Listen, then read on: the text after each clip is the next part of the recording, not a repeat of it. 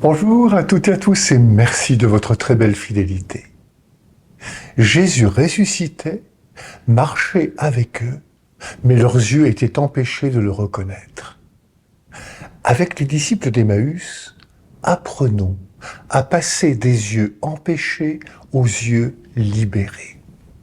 Voilà la conversion à laquelle nous appelle le Seigneur. Passer des yeux empêchés aux yeux libérés.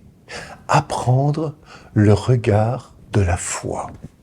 On ne naît pas chrétien, on le devient au cours de toute son existence.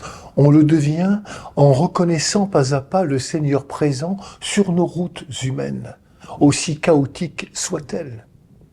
Le Seigneur présent à l'intime de nos vies.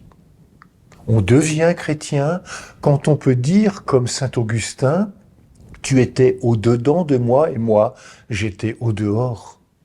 Tu étais avec moi et je n'étais pas avec toi. Tu m'as touché et je brûle du désir de ta paix. » Le Seigneur marche sur nos routes et nous ne le voyons pas. En fait, il n'est jamais très loin, mais nos yeux sont parfois empêchés. Pâques nous apprend que le Seigneur fait éclater sa lumière au moment où le monde se couvre de ténèbres. Comment fait-il aujourd'hui éclater sa lumière? Les catéchumènes en témoignent. Pour certains, ce sera une parole. Pour d'autres, la rencontre d'un témoin. Une expérience douloureuse comme un deuil, une maladie, un mal-être. Ou au contraire, une grande joie, un émerveillement. La lumière du Seigneur se révèle au cœur de la vie de chacune et chacun de manière personnelle. Et cette présence lumineuse change notre regard. Sur la route d'Emmaüs, ce qui devient lumineux, c'est le partage du pain par Jésus. Quand il fut à table avec eux, ayant pris le pain, il prononça la bénédiction et l'ayant rompu, il le leur donna. Alors leurs yeux s'ouvrirent et ils le reconnurent. Merci Seigneur de ta présence au cœur de nos vies. Elle nous fait passer des yeux empêchés aux yeux libérés.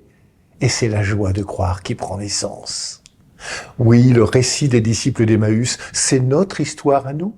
C'est aujourd'hui que Jésus ressuscité se rend présent. Avec lui, par lui et en lui. Allons-nous devenir ses témoins? Notre monde a tant besoin d'espérance. Pour nous, cette espérance a un visage, un corps, c'est quelqu'un, c'est Jésus-Christ. Oui, faisons-le connaître. Bonne journée à toutes et à tous, prenez bien soin de vous et des autres.